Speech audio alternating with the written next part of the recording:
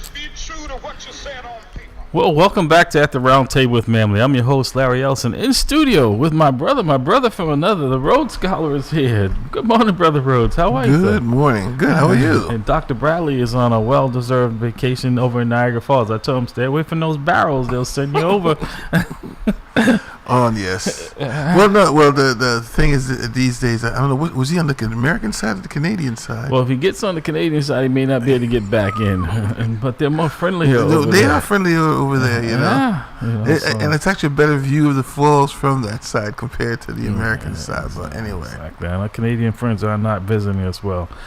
We want to thank our sponsor, the Money Store, for all your mortgage needs. Get branch manager Cora Herbert could call it area code 508-345-4726. That's 508-345-4726.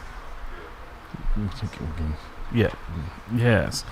So we have with us this morning, visiting here, Michelle Ferguson from Hilton Realty. How are you? She's going to give us some updates on. There's been some changes a lot of changes in the past couple of years as it relates to the real estate market. One, the Supreme Court, I believe, said there's no longer you can explain that a little bit more about how commissions work when someone contracts a realtor on whether or not they have to pay a third party a commission if they didn't bring that person to the table. But then most recently at the state level, as it relates to no longer can the realtors charge a fee to tenants for finding them an apartment. And I almost say good luck trying to find an apartment without one. So, Michelle Ferguson, welcome back. I think it's the first time we've had you in person. We've had you as a guest on the air, but now we have you in person, and it's much better. I know, and this is a beautiful studio, so hats off to you guys. Gentlemen, listen, this looks amazing. Let me just say this. We used to work on the other. They have come a long way. Matter of fact, we've had a fundraiser last weekend. They had a fish fry to try to keep things going. But when I first, didn't get an invite. were you listening? What happened? Were you listening? Listen, I could have been anywhere, but we're still making donations I like here. fish. Right. So, but I say this because when I first, Dr. Bradley and I actually started here with the station on the AM, and we would come in at 11 o'clock at night on a Sunday morning, Saturday night into Sunday morning, right? And we were doing it there, and it was on the AM side. And then it was in a little room over there. I think it's a broom closet now. Okay. So, and then they came up. Yeah, that's what I'm saying. You know, when you talk, this has come a long way, you know, and what's needed. So thank you for gracing us by coming here. We've been together in public, but it's the first time we've had you on the station, in the radio, in the studio. We should cut a record after this because it's so lit in here. But we always say we have a face for radio, the guys. All right. So again, with that, if you have any questions or comments for Michelle, give us a call here at 617-282-0685, 617-282-0685, and as we go in, I don't know how much time you have with us, but Domingo De Rosa, who's running for candidate for mayor, is going to join us during this hour. So if you want to hang around for the hour with us. Of course. Okay. All right. So we're going to make room for him in a few minutes. But we want to get these real estate issues out of the way. What is he running for? He's running for mayor for the city of Boston. Oh, okay. Yeah, there's a debate. Against a lot, huh? He's one of those. He's one of the other candidates. I see. Yeah. Okay, so I guess we should talk about the real estate. Yeah, first. absolutely, yes. So since, I guess, COVID, the number of real estate agents have been declining, not only in Massachusetts, but across the United States. So when you put everything in perspective, like 2 years of COVID, then the hikes in interest rates took out a large percentage. If you were someone who was helping buyers purchase homes, the raise in the interest rates kind of cut a lot of those buyers out of the market when the rates went up that high so drastically, so quickly. But it was good for people who had some savings. People who were well off still did well, and people who, could pull out of their 401k and put $100,000 down on a house, those people still were able to buy. What it cut out was like the middle class and the lower class. So if you were a real estate agent who were servicing those classes, you lost like some companies lost 50, 60, 70, sometimes 80% of their clientele. Wow. Yeah, so there are a few of us that are still in here, who's still in there up for the fight.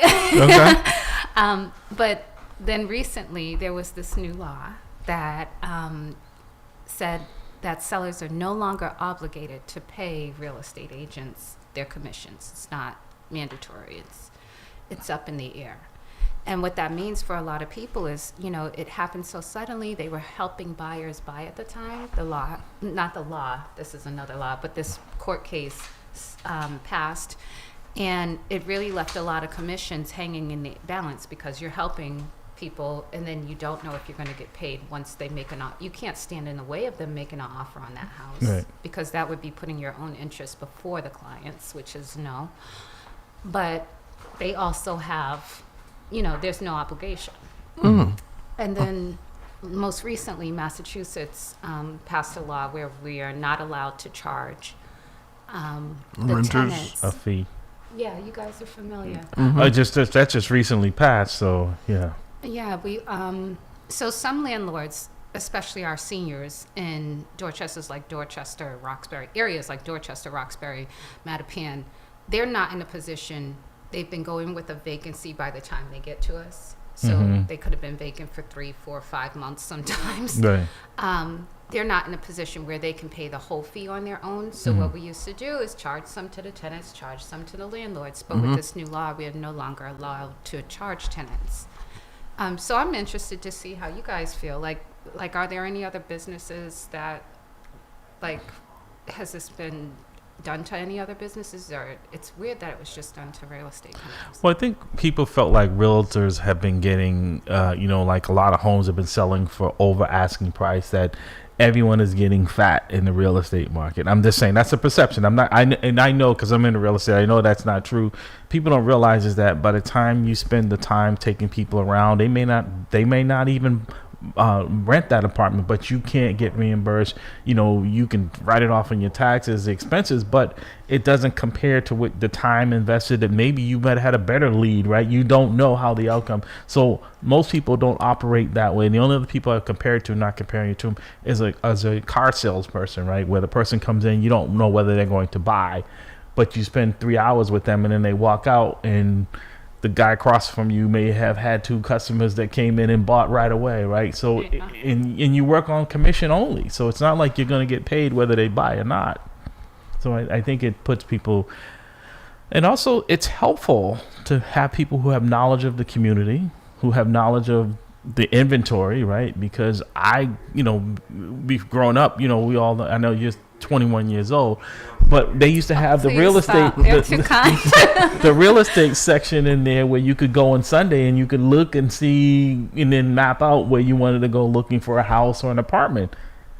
No one advertises that way anymore. Everything is in the internet. But even then, people are more comfortable if the realtor calls. I know myself being in it, rather than some person calling saying, I want to come by and look at the apartment. I don't know who you are. I haven't vetted you, so. We caught a lot of that during COVID. People didn't want people in their houses. Right. They were uncomfortable. So I think it's really up to, I think people right now, they're like, yay, no fee. But on the other end of it, we'll see how many real estate agents are not people who are in a position where they can work for free. Right. We lost a number of units because of this new law, and those units are just gone off the market. So I think over time, people will start to see what this really trickles down to. Yeah. And also the service that is being provided, I think it's going to be felt, during COVID, downtown felt COVID first, because the students didn't return. Yeah.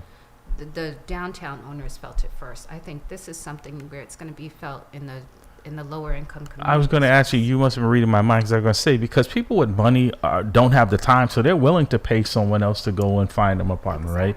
But folks who are less, their income is less, are less likely to be able to afford to, an agent, exactly. Or they'll just, so they're the ones that are going to be out anyway. So what was happening before was there were programs, right? Because a lot of us we speak up at some of these community meetings. There were programs who were paying that fee for them. We had spoken up enough so that the programs were willing to do so. But now this new law wipes all of that out. Yeah, because even with that, like, and the cost of everything, like if you have you're familiar with Section 8 vouchers and mass housing, that they're not even able to keep up with what the rents are, right? And you can't charge more than a voucher. So if you're working with a tenant in that category, it's even harder trying to find something that's affordable to them that also fits in the criteria of because they can't say, well, I'll pay the difference. It's not allowed by law. Right. So you have a lot of people now who are going to be struggling to try to find a home. I see people now are heading to Rhode Island because they because it's statewide. It's not just Boston. And now with talk of, rent control and all, there's so many factors. It does seem like the real estate realtors have been hit the most with these changes and, commissions and all that. And I'm like, who expects someone to work for free? And you can always negotiate with realtor people, but to ask people to do this, provide a service for nothing, I just don't think that. I appreciate that. I think long term we'll feel more of an effect to it, but I think right now people are like, it was a quick solution, and someone just came up with this idea. And I think if we had planned it a little bit more, I don't think real estate agents we get a lot of attention. Sometimes we're like the silent sufferers because the reason I say that, like that whole mortgage thing that happened, that whole mortgage crumble, before the mortgage companies felt it, we felt it. Okay. So how's the real estate market? Because with the uncertainty about interest rates and then the economy, is just, I think people are going to really feel the impact the next few months. And a lot of people I talk to who are thinking about buying, Boston's median price for a home is hit $1 million. It's hard to believe. $1 million in the city is saying that's what you need to be near if you're looking to buy in Boston. And even though the rates are still relatively low, I tell people when I bought my first home, I had good credit. 10% was a good rate. It was a good rate. But houses weren't as expensive as they are now, so it's all relevant. But are you seeing less people looking to buy on this economy, or is it kind of? We definitely are seeing less people. Okay. I'm happy to hear what you said about credit, because what the credit card companies are doing to everyday Americans is ridiculous. It's criminal. That's what should be regulated. Hello. Let's not talk about it. It's like, let me just quickly, because I want to bring out other guests. So it's like when they said, okay, fine, when they had the reforms, they said they went up on the interest rates, right? Even if you had good credit, right, you might have been paying a lower rate. They just said, nope, well, everyone's going to pay 29%. No, 35, 40. Now. Okay, right. And they're saying, well, and what they did was they got people fat, right? By going out there and they said, well, I got a low interest rate, so I've got $30,000 on my credit card and I'm paying a minimum every month, but it's at 7% because I have good credit. Now all of a sudden somebody says, nope, it's 35%. And you have option. You can pay it off if you want to, but now you're stuck. Now you're trapped. Exactly. If you could pay it off, you would have paid it, right? Right. Like I'm fortunate that I use it for points and everything, so I pay the bill in full. So it's like a free loan every month. That's the only thing you can do. Plus the points. But I know people who are paying the minimum every month and they're not making any progress at all. I just want to add this fuel to the fire. President Trump has been trying to get the Fed. Please don't call him president. Just call him the Orange Man. We call him the Orange Man. Resident Orange. Right. All right. Agent Orange. Agent Orange. It wasn't good back Pumpkin in Vietnam. King. Y'all can get away with it's no better back I'm then. a female, so Pumpkin King. Okay. But he's been trying to get the Fed to lower the rate, and bullying the chef. The bullying chief. Like didn't he just fired or tried to fire the only black female governor of in the Federal Reserve. Yes, I know exactly what you're talking about. I think so when it comes to politics, I know this is like unavoidable, right? But I think the way you go about doing things is important, because like you can't force feed people or else they'll check out. So I think if things were done in a better way. I see what he's trying to do. Like, if the Fed lowers the rate for the banks, he's hoping the banks will lower the rate for the people. Doesn't happen. People don't realize it doesn't always trickle down that way. Sometimes they're greedy and they take a few months to trickle. Exactly. But right. sometimes they'll wait for a little while and then they'll trickle and they'll take all of that money in the meantime. Exactly. But that's what I'm saying, is that I don't think people really understand how this works, right? Because if you really wanted to lower the cost and help people out, we wouldn't have all these tariffs. We wouldn't be paying all of this money. And now we're seeing it, on small items that used to be exempt, are now people are going to be paying more for things. So that's what. Because there's a formula that you use when you're buying a house that your debt ratio has to be in. And some people, because of the cost of everything, were on the margins, right? And now, when that has changed, so we're seeing less people being able to grab Hops. I'm going to bring him in. Grab Hops. We're seeing less people able to buy homes because they're at the margin, and they're like, okay, if the interest rates are going up, or the taxes, for instance, here in Boston have gone up. And so when you're doing that, that takes you over the top where now the numbers don't work. Yeah, and it wipes a whole category of people out according to their income. Exactly.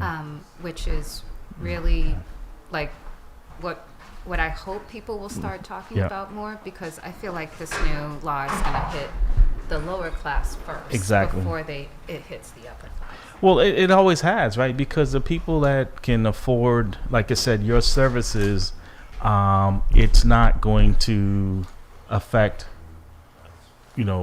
them anyways. They've got the money to pay for that. They're used to paying for someone to deliver a service for them.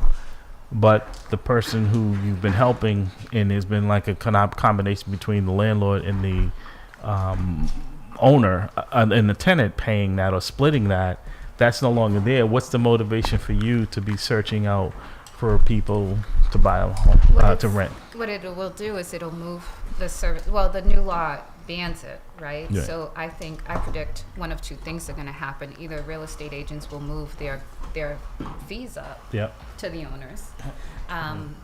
And if they move their fees up to the owners, they're probably going to target owners in more affluent neighborhoods, as they did in COVID. Okay. The same thing happened in COVID. It's just a repeat. Right. 617-282-0685, 617-282-0685. You're listening to At the Round Table with MAMLEO. In studio, Michelle Ferguson from Hilton Realty. But we're going to pivot her over to a co-host as well, and we can continue with the real estate. But we're happy to have with us, in studio with us, Domingo DeRosa, who is a candidate for the mayor for the city of Boston. There we go. So no. We're on camera together. Yeah. Okay. I'm sorry. All right. Small disclosure. That's all right. That's right. I'm sticking with that's right. I'm sticking with the girl on this one. Yeah. So, Domingo, good morning. Welcome to the round. I don't think we've had you, and we had you on when you were running for city council, but I don't think we've had you on as a candidate for mayor. So. No, good morning though. Thanks for having me this morning. I can't hear. Appreciate coming in. Is he? Yeah, I gotta get the mic. Okay. Okay. No. Go ahead. Why don't you take mine? No. We good? Yes. Yeah, there we go. Well, thanks for having me, Larry. Good morning, everybody. Good morning. Good morning. Happy Saturday. Happy Saturday. Labor Day weekend. You're out there laboring. I know you're on the campaign, so thank you for taking some time this morning. First, I want to ask you ran for city council. What was the motivation for you? I know you have a unique story that most of the candidates don't, probably all of them don't. What motivated you at this time to run for mayor for the city of Boston? Well, after the 21 race, I realized the things that we need to see changed as a city, is specifically for the black and brown community. It wouldn't happen at the council level. It would have to be in that corner office, making those decisions that impact us, especially in our school system, when we're the predominantly ones, 90% is black and brown. And, when we're at 68% failing 68%, and our high school students who are not equivalent to their reading levels, it's a big issue. Yeah.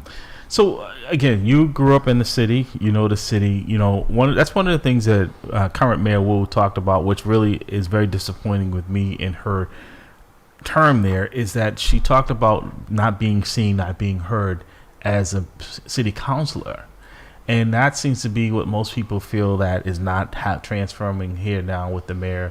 Is being heard, being seen, because a lot of the issues, school, mass and cast, the laundry list of things that, in my opinion, haven't really improved. Let's talk about the school. What would be your different? How would you approach the schools different than they are now? Well, I'll start off by saying I am a BPS survivor. You know, survivor. the reality is, a lot of us, you know, it's educational malpractice, as Dr. Mims described it. Yeah. What I would do different is the fact that, you know, being a student who came out of Madison Park without the knowledge of knowing what the capabilities we could be doing is one of my driving forces. In '92, Menino was going to close the school, and we were given the opportunity to help the school bounce back by bringing up the attendance and working on the test scores, and we were able to do that, and we brought the school back to a point where, you know, we were making headway. For me, one of the things I will do is combine BCYF with BPS. Can you explain to people who don't know what BCYF is? Boston Centers for Youth and Families. It originally was created in the 60s, and it used to be called community schools, and the reason why they called it community school is because you went to school in your community. Okay. And we were able to give Bostonians the services, direct services within those buildings. If you went to the Lee School, you stayed at the Lee School. Like, you didn't leave to go to another center.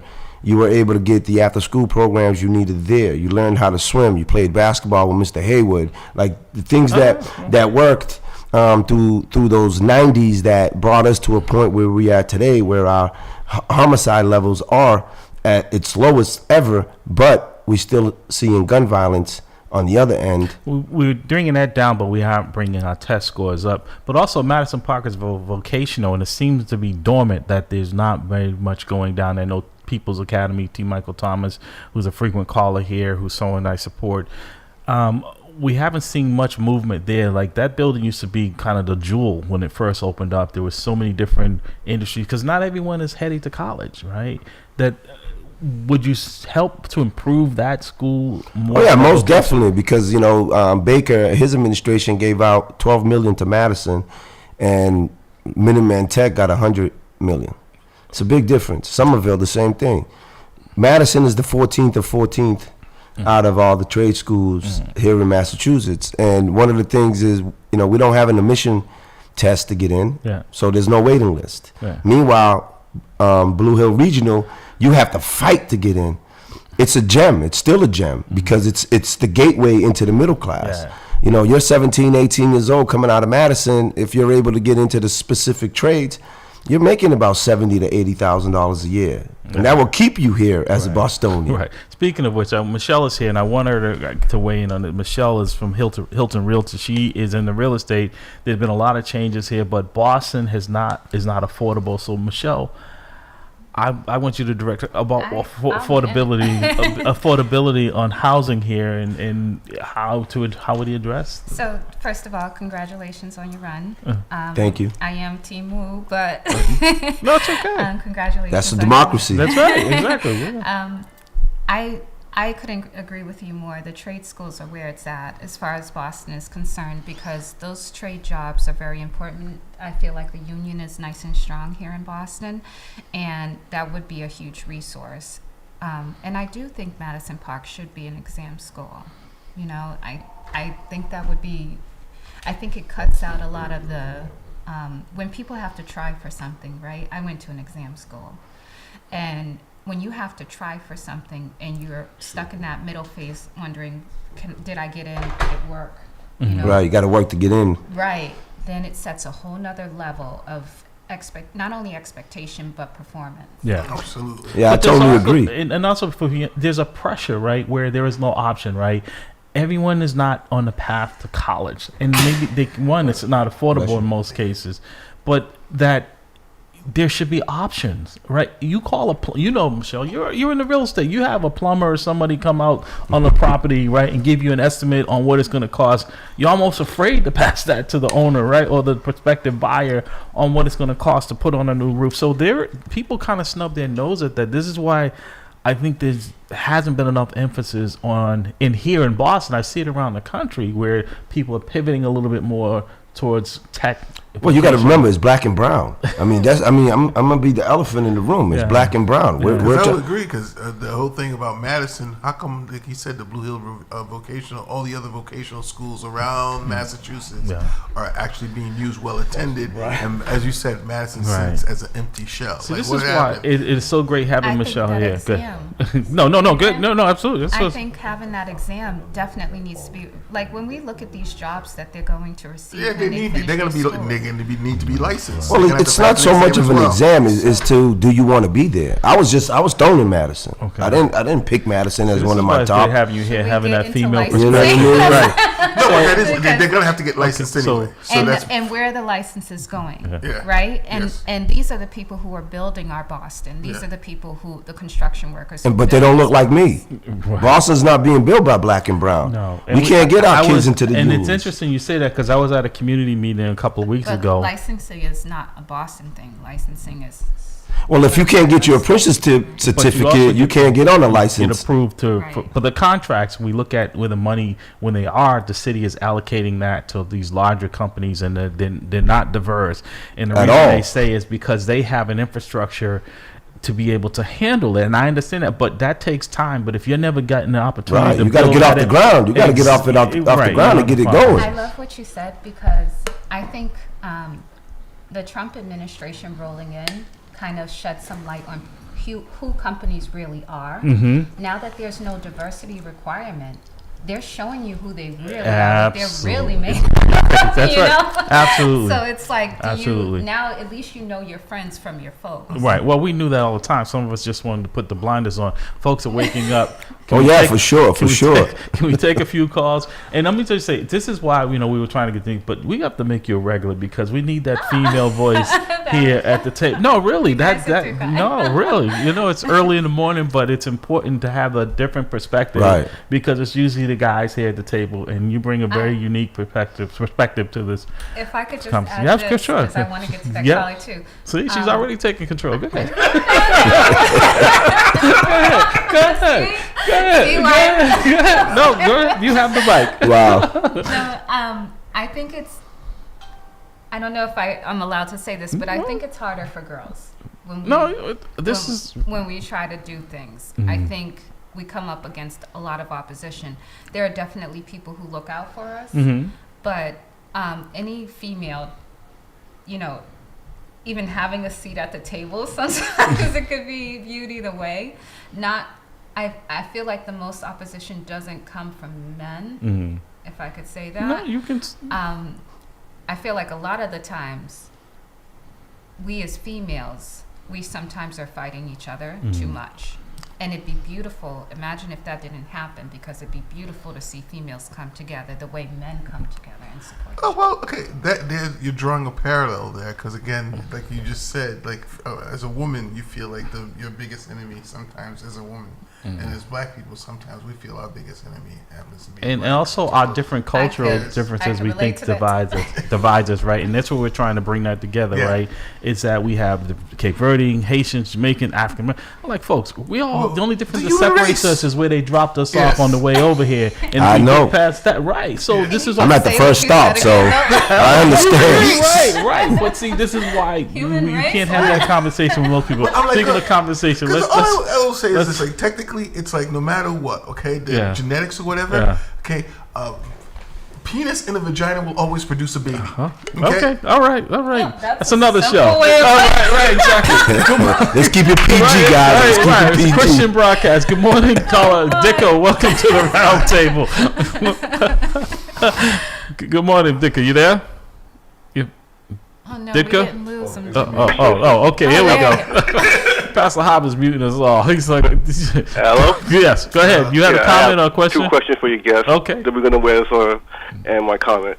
Full disclosure, both you, Larry, and Wolfia know that I'm a registered voter. Okay. And by the way, it's early voting today. That's People, right. go out there and vote. Come on, Larry. I can't believe you dropped the ball on that. No, you're right. It's early. You're That's right. why we have. That's why we have such good callers, right? To remind us we fall short. Yes. We have a candidate here too. But they're only using certain sites, so you got to find out the site you're at. For this area, you would have to go to the Murphy. Okay. If you're in Roxbury, you can go to the Shelbourne.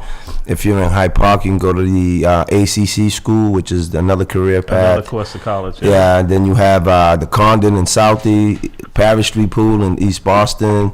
All right. We were out all night putting up signs. All Like, right. we out there. So Can I just pay a compliment? Sure. Sorry, Colin. No. I love how it's available on the weekend because working class folk. Yeah, They need exactly. the time. Well, that technology needs to be used year round, Yeah, I not just totally for easy Voting early should voting. Be one day. Yeah. And the Orange Man's trying to get rid of mail-in voting as well. I don't trust it. Yeah, me either. So, Dicka, what was your question and your comment? I'll first go with my comment. Now, full disclosure, yes, I'm a registered voter, and yes, I vote for Michelle Wu, so I want to make sure there won't be any confusion or problems with that. Okay. And why did you? No, okay, so you voted for her, and that's your right to do. What was your reason that you felt compelled to vote for Michelle Wu for another 4 years? Well, first of all, I said I voted for her, but I didn't go vote for her for the next 4 years. I voted for the first time. Okay. I thought you said you voted for her today. No. Okay. All right. I'm sorry. Go ahead. Full disclosure. Okay. And I noticed this narrative with the mayor. She keeps using her immigrant background status as a child of immigrants to get herself elevated to keep her job. That's only half the story. Again, I'm a observer. I do a lot of research and a lot of history. Full disclosure, if it wasn't for foundational Black Americans, that's what they call themselves, whether you like it or not, there would be no Michelle Wu. There would be no other ethnic people coming to this country. So that does offend me. I'm not saying what she's doing is wrong. Let's be clear. But tell the whole story. That's what I'm asking. How about telling the whole story is before she just catapult herself to telling that narrative? Again, it's not a false narrative, but just say the whole truth. That's all I'm asking. All right. Okay. Now, what's your comment? Because I want to get to these other calls. So what's your comment quickly? Okay. My two questions is, how much cooperation, not compromise, because it's two different things, are you going to do with the city councils if you get elected? And number two, how are you going to change Boston for the better in terms of not making Boston be the most expensive city in the country? Yeah. So he said he is. Now, what do you mean? What do you mean by compromising with the council? Because no, I'm asking about cooperation. Cooperation and compromise are two completely things. What kind of are you going? If you get elected, how much? So let me just work with the councilors on these issues. So let me just think if I can phrase this for you. So currently the city council, most people feel like once they pass the budget, their role is over, right? But would you be willing to work more with the council, even though it's a mayoral strong city, working with the council on issues rather than kind of when the mayors get in? I'm not just talking about this one. They know majority of them. Yeah, I know what you mean. No, listen, man, I'm working with the people. Okay. The goal is to get every single community at the table to talk about these issues. This is why we have 9 district councils and 4 at large. And I don't see them working collectively on issues. Now all of a sudden Austin Brighton is, uproar because there was a couple of shootings out there. But meanwhile, here in Dorchester, the murder corridor of Boston, we continue to have people drop, and folks in Austin are not really coming to Dorchester as an ally. And that's something we're supposed to connect. Right. We're supposed to bring people to the issue. Same with BPS. Folks in West Roxbury are more concerned about their kids going to Latin Academy versus Madison. But then when we look at the numbers, 3% white at Madison, 3% black at Latin. For me, that's a huge issue.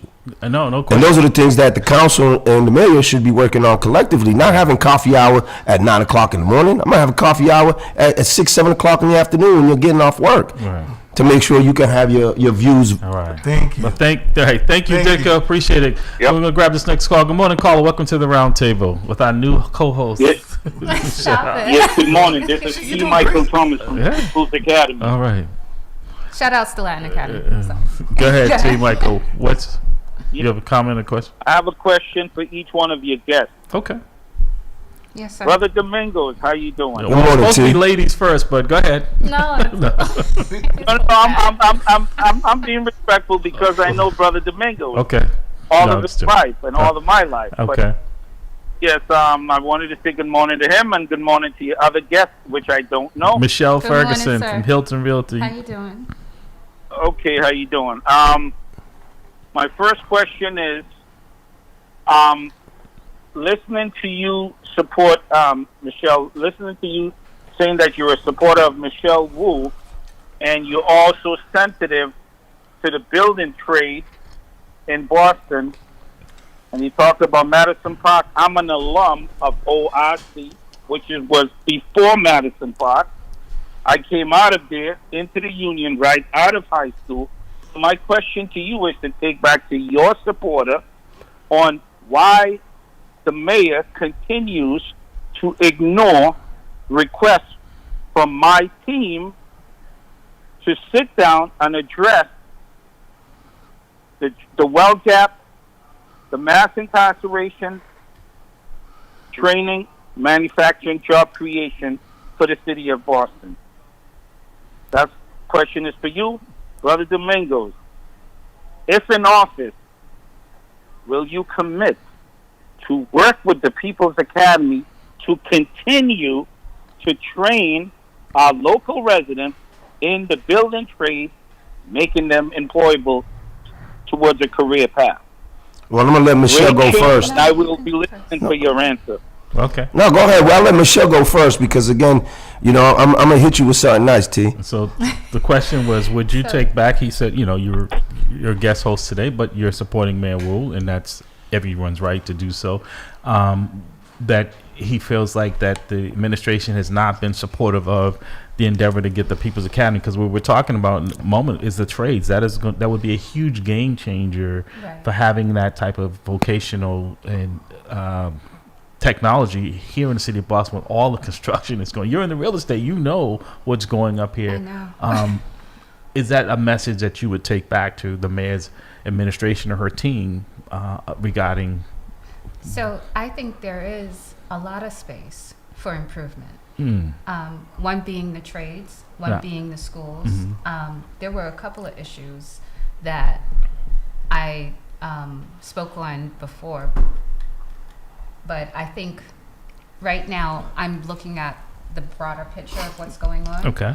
And how this woman was called out by the Trump administration to come out of office. I do think there are programs, more needs to be done for city of Boston, people who were born here in Boston who want to stay where they were born and stay where they grew up. I think there's a lot of space for that. And I do think it would be good to curb some of the spending we do with a lot of the people who are coming into Massachusetts. Well, let me know what Domingo is, but I think Boston has a spending problem, but it's spending in the wrong way, right? We had an influx of money during COVID, right, which I think was not spent. It was just, politicians have a tendency, if they don't spend it, it has to go back. Sometimes it's okay for it to go back if it's just being wasted. I don't think it should go back, because I think it just should be properly spent. Well, that's what I mean. But know? if it's not being properly spent, like for instance, I remember saying when they were putting all these air conditioners in all the older schools, and people saying, I'm like, school is out in the summer. And my attitude was, honestly, if you're a child in summer school, you should be sweating. Right, because you know what? Make it comfortable. There you go. I don't want to be there. Right, exactly. That's So how that we had to do exactly. this So process. I don't have any sympathy for you that you have to spend your summer in summer school when school gets out normally at the end of June. As mayor, they will never get out of school. They'll be there in the summer anyway. So he was asking, I guess, if you would be supportive of what's going on. Well, I'm trade's not triggered. I'm down with it, 10 toes, and like I said to T before, listen, I got an excavation license, and we'll be digging. Okay. We'll definitely be building the foundation for the People's Academy across the street from Latin to make sure people get the opportunities, especially our young adults, the 18 to the 24, who are being incarcerated in numbers that, we don't really speak about. But the reality is, The pipeline to prison is real Right. in Boston. yeah, it definitely is, but we need to make sure that people understand the vision of what T. Michaels has been doing for the last 30 plus years is empowering young black men. Yeah. 617-282-0685, 617-282-0685. You're listening to At the Round Table with MAMLEO. In studio, our guest, Domingo DeRosa, candidate for mayor for the city of Boston. Michelle Ferguson, our co-host with Hilton Realty, is He's here. got to get you in here. Yeah, listen, I'm telling you, you're doing a great job. You know, we need that female perspective. No, really, and see, this is how adults can have a conversation, be on different pages, and right? No one is attacking you for who you're supporting or what your beliefs are. They shouldn't, period. Absolutely. So, Domingo, I want to pivot because, the Orange administration just... I call it the Sasson. Right. When you take a bath in Sasson, you come out orange. So, I should have worn my T-shirt. I have a T-shirt that looks like the old Tide, the Tide, right? And it says "Vote helps remove stubborn orange stains." Right? No, that's a nice one. Right. So, but the Orange Man just announced that he is going to be saturating the city of Boston with ice and all of that, right? And we know that is going to get people a little shooken up here in the city of Boston. One, if you were the mayor, how would you handle that differently than the current administration? Because I think, I'm not saying it as an antagonistic thing, but also I think he's actually, if he is trying to get Mayor Wu unelected, I think that is not helping that cause, because I think she'll try to use this as somehow she's helping to save, she's fighting for you. So how would you handle this influx of? Well, I'm going to say a few things on that. You live in a community that's going to be impacted greatly by this. Yeah, I want to say a few things on that. We already saturated with federal agents. It's just a different department. Okay. I go back to the BRIC program, started in the late 80s, Boston early 90s. Intelligence Center. So people don't really understand the full scope of this. You work with one department, but you refuse to work with another department. And I sarcastically say, we're going to get a guy at the desk in the back of the room with the phone that doesn't work. It's about keeping a line of communication and the abilities to negotiate. I've never seen someone in Boston get picked up by the federal government that Boston police wasn't the first person at the door. Now it's not the occasion with this situation, because it's a pissing match. Who has more authority? And what's sad about it is other Bostonians are being sacrificed because of the way we're going about it. Me as mayor, of course, like I said from day one, I'm going to keep those lines of communication and negotiation open, because that's what I did as a chapter president for SEIU AAA, negotiating with the city. Being able to come in and say, hey, you know what? This didn't work this time, maybe it'll work next time. We don't put things to the side just to put it to the side. We got to keep trying and trying and trying to see how we can make things better for everybody. Yeah. Because folks have mixed feelings. You haven't been in Boston longer than the weekend and you already got an apartment. You haven't been in Boston for more than the weekend and you got health insurance. Meanwhile, we got people sitting on voucher systems waiting 10, 15, 20 years.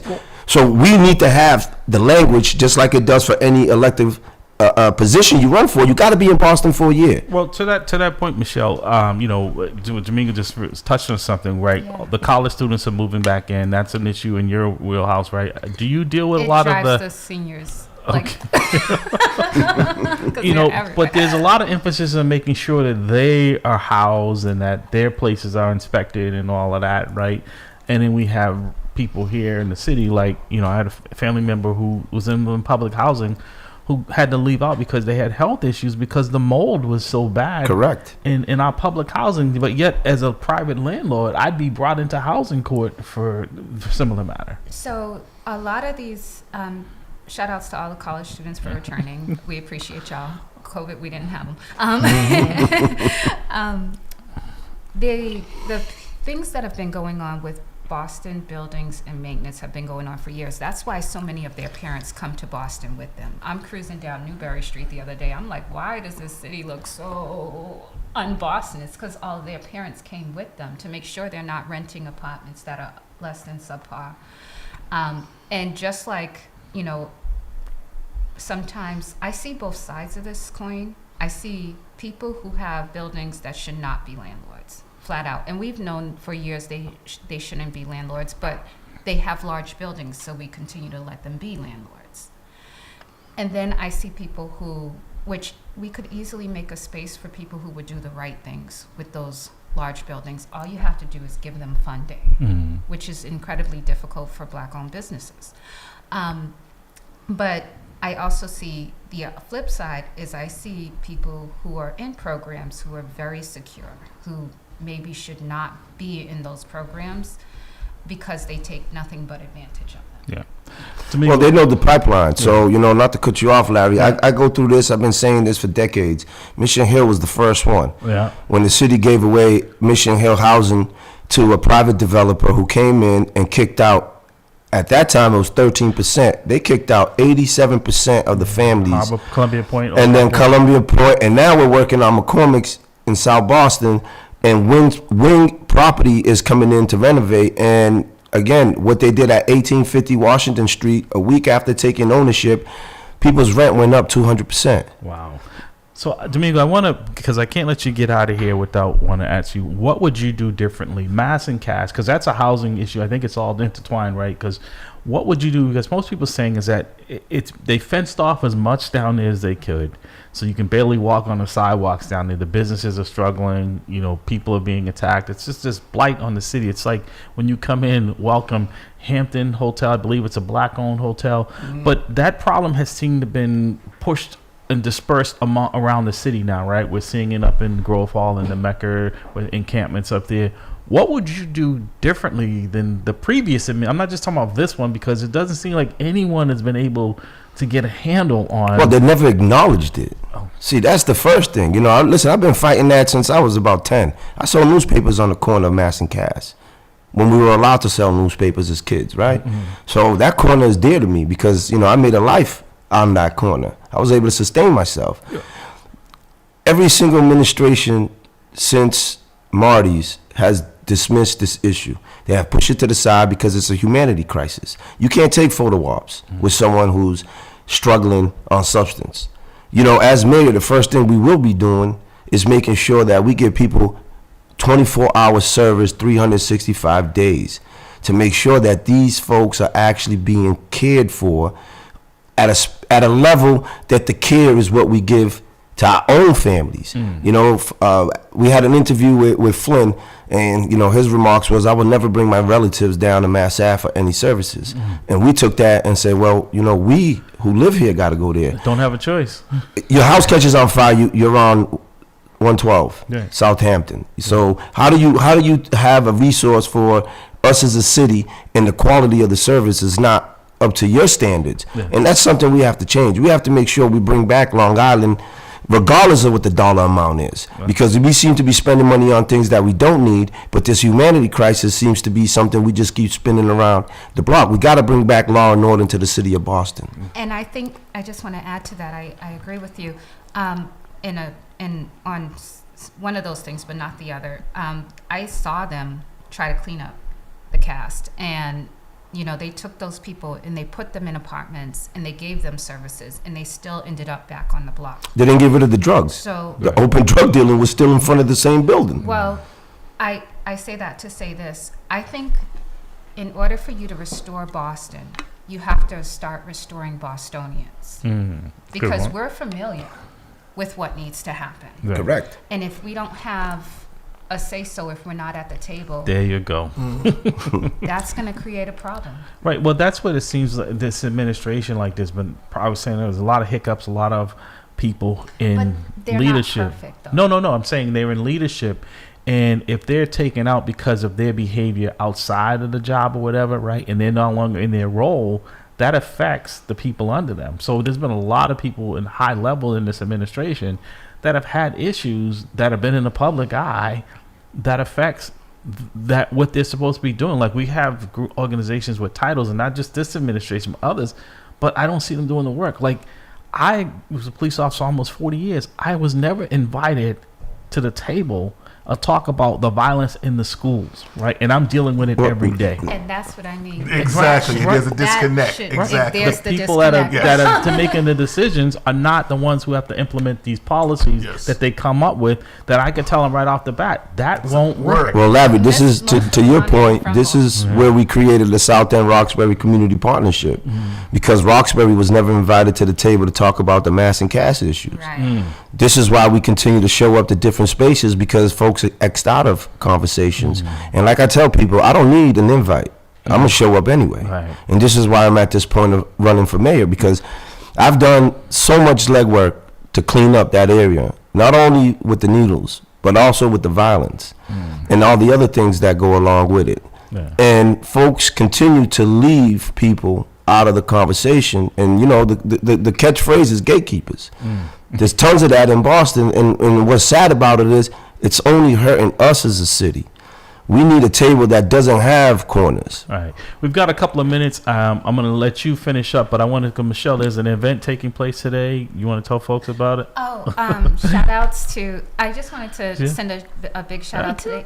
It's the 20th anniversary of Katrina. Okay, that's right. So just, you know, taking a moment to appreciate and remember everyone in New Orleans.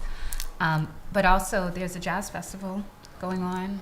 And there's a New Edition Way signing. Okay. But to your point with the Katrina, folks are saying that, you know, we may be in for a Katrina because of the global warming and Charlestown. So a lot of that seaport area down there may be giving back to the ocean. So, but yeah, so there are a couple of events taking place today, as Michelle just talked about, a new edition, which is New Edition Way. Yeah, which grew up Bostonians, we love that. Yeah, it's on Dearborn Street today. Okay. Starts at about 10 to 2. Okay.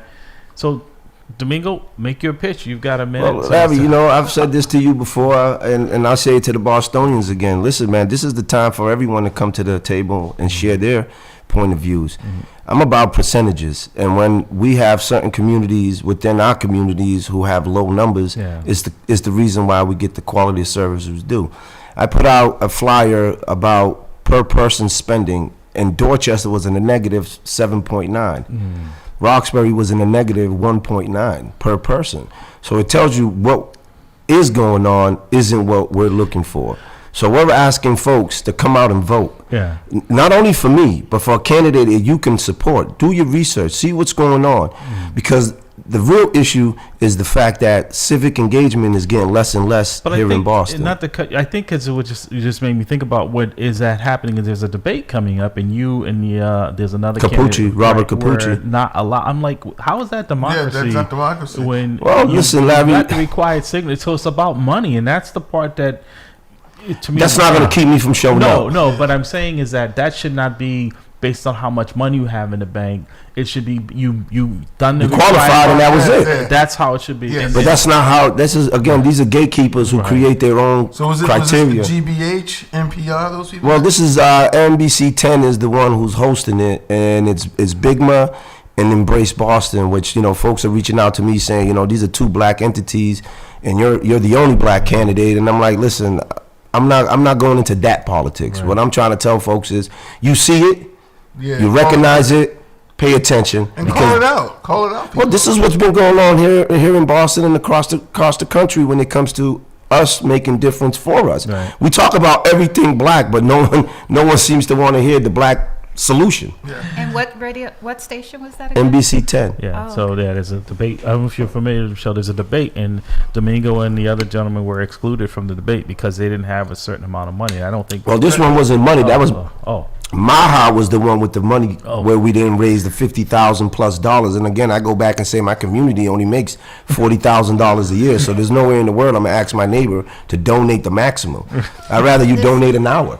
This same thing is happening with black businesses where we're going for funding and they're saying, oh, well, if you can pay for this first and then we'll fund you. Right. So I do agree with you on that. It shouldn't be about the money. See, we can. We all can agree to disagree. No, agree to agree. That disagree to disagree. All right. We got to work on what we disagree. Speaking of right. Domingo DeRosa, candidate for mayor for the city of Boston. Appreciate you coming. Hopefully, you will come back soon. You know, after the primaries, we'd love to have you come back in.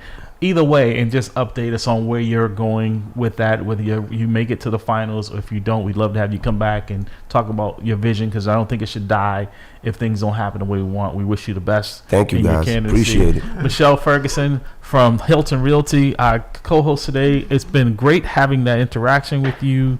Like I said, we hope you'll come back in studio. We always get you over the phone, so it was nice to have you here in person. It is awesome. Yes, Rhodes, now that you're sitting in that chair, you have the final say. Oh, yes. Be blessed. Aww. You too, darling. Great job.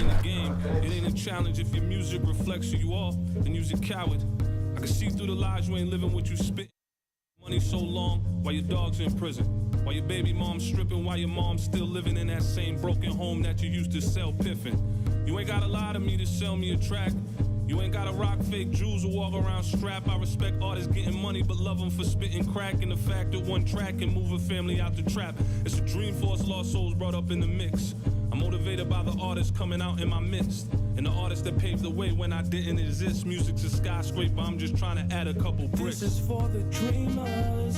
They say I am a dreamer, 'cause I still believe that anything is possible as long as you work hard. Hustle real hard, hustle real hard. Hustle real hard, hustle so if I never see ya, never get the chance to meet ya, no, I came up from the bottom, always rooting for the underdog. Hustle real hard, hustle real hard. Hustle real hard.